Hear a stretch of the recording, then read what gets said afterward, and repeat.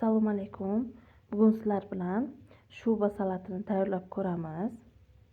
Bismillah deb ishimizni boshlaymiz.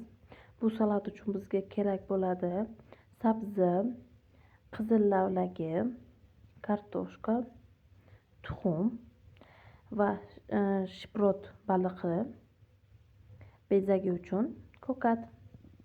Ishimizni kartoshkani qirg'ichdan o'tkazishdan boshlaymiz. Men 2 xil qilmoqchiman. 2 xil katta va kichik bo'lmagan tarelkada salat qilamiz. Va kartoshkamizni chiroyli qilib bir xilda tekislab olamiz. Undan keyin mayonez surtib chiqamiz. Men har doim Maxeyev mayonezidan foydalanaman. Mayonezni chiroyli qilib surtib olamiz bir xilda, albatta. Va baliqchalarni maydalab, kim xohlasa butunligicha qo'ysa ham bo'ladi. Men maydalab oldim. Maydalab bir xil qilib terib chiqamiz. Terib chiqqandan keyin sabzini qirg'ichdan o'tkazamiz.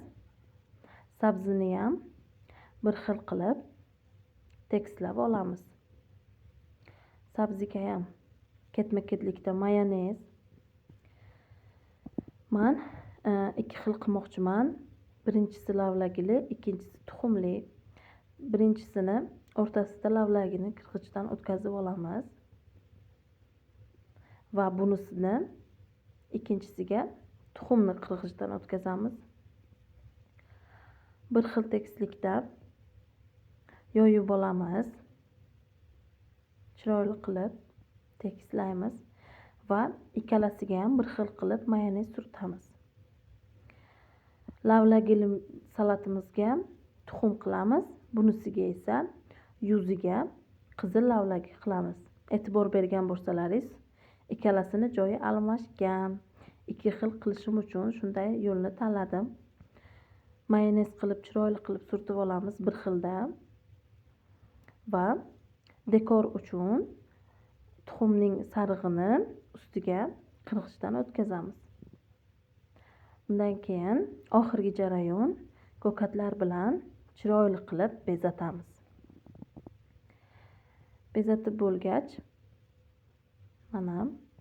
mana 2 xil salat tayyor bo'ldi. Buni yeb ko'rmasak bo'lmaydi. Tatib ko'ramiz. Menimcha juda ham mazali bo'ldi. Sizlardan like, podpiska va chiroyli kommentariya kutib qolaman.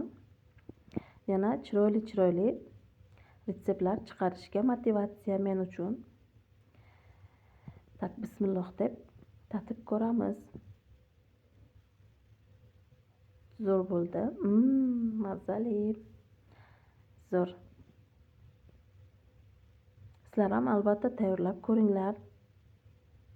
Uyda, oila davrasida mazali.